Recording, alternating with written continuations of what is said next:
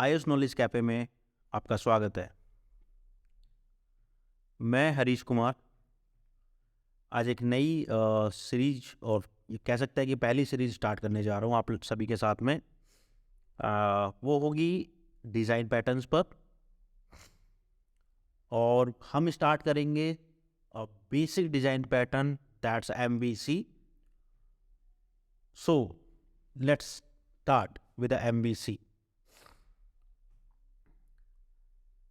आप एक fresher iOS developer भी होंगे और अगर एक्सपीरियंस iOS डेवलपर भी होंगे तो आपको मालूम होगा कि MVC stand like a model view controller. और अगर हम इसके आर्किटेक्चर की बात करें कि इसका आर्किटेक्चर कैसे होता है तो we'll be start with this.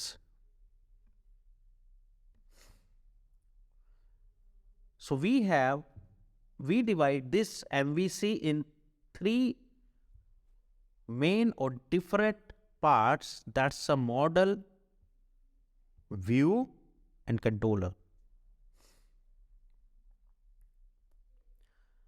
If you know something about coding things, so आपको मालूम होगा कि मोबाइल एप्स में जो हमारा फ्रंट एंड पे विजिबिलिटी होती है दैट इज व्यू। और व्यू आपका किसी भी फॉर्म में हो सकता है, आइदर XIB, स्टोरी बोर्ड और स्विफ्ट UI की अगर बात करें तो हमारे नॉर्मल व्यूज आते हैं स्विफ्ट UI के वो। तो इस व्यू सेक्शन में हमारे वो XIBs और स्टोरी बोर्ड्स और स्विफ्ट UI में जो स्ट्रक्ट व्यूज होते हैं वो आते हैं। व्यू कंट्रोलर, यहाँ पे जो कंट्रोलर पार्ट है इसमें आता है हमारा व्यू कंट्रोलर। व्यू कंट्रोलर जो है कि आपका जो व्यू है आपका कंट्रोलर के साथ में एसोसिएट होता है, राइट। और यहां पर जो फंक्शनैलिटी होगी कंट्रोलर के पास, यानी जो रिक्वेस्ट आएगी व्यू से कंट्रोलर के पास में, वो रिक्वेस्ट कंट्रोलर पास कर देता है मॉडल को।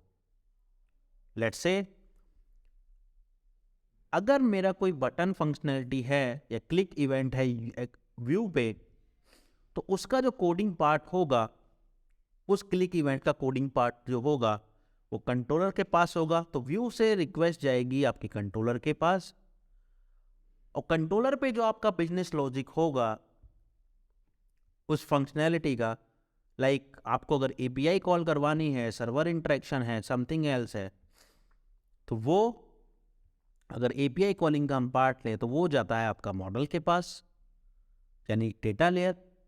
जब रिस्पॉन्स आता है तो हमारा डेटा लेयर डिसाइड करता है, अपना डेटा बनाता है और उस रिस्पॉन्स में वो मॉडल आपका इस रिक्वेस्ट का, जो भी मॉडल के पास रिक्वेस्ट गई उसका डेटा उसका रिस्पॉन्स आपको रिटर्न बैक कर देता है कंट्रोलर को। And controller also do the same things because controller के पास एक रिक्वेस्ट आई थी व्यू से, तो कंट्रोलर के पास जो रिस्पॉन्स आएगा मॉडल से उसको वो रिटर्न बैक कर देगा आपका व्यू के पास में। So in a single word, let's combine all the things. Request will be initiate from view. Request जो होगी वो व्यू से इनिशिएट होगी। व्यू उस रिक्वेस्ट को पास करेगा कंट्रोलर को, कंट्रोलर उस रिक्वेस्ट को पास करेगा मॉडल को, मॉडल उस रिक्वेस्ट पे वर्क करेगा और रिक्वेस्ट का रिस्पॉन्स बनाएगा और रिटर्न बैक करेगा कंट्रोलर को। कंट्रोलर विल ऑल्सो पास और return back to that response to view, और view will be update as per the response. UI will be update as per the response. Correct? So this is the overall architecture how MVC work. Okay. Now, few key points, and one of very important key points जो एक बहुत ही अच्छा एक की point निकल के आता है यहाँ से कि यहाँ पे आपने देखा होगा कि व्यू और मॉडल एक दूसरे से डायरेक्टली इंटरेक्ट नहीं कर रहे हैं, तो उनको इंटरेक्ट कराने के लिए, उनके बीच में कम्युनिकेट कराने के लिए हमारा कंट्रोलर है.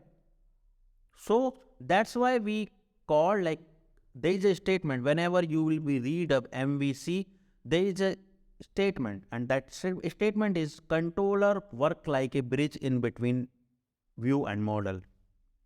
यानी कंट्रोलर व्यू और मॉडल के बीच में एक ब्रिज की तरह काम करता है, कम्युनिकेटर का काम करता है. दैट्स व्हाई व्यू और मॉडल कभी भी डायरेक्टली इंटरेक्ट नहीं करते. सो ये हमारा एक MVC आर्किटेक्चर जो हमने यहाँ पे जाना.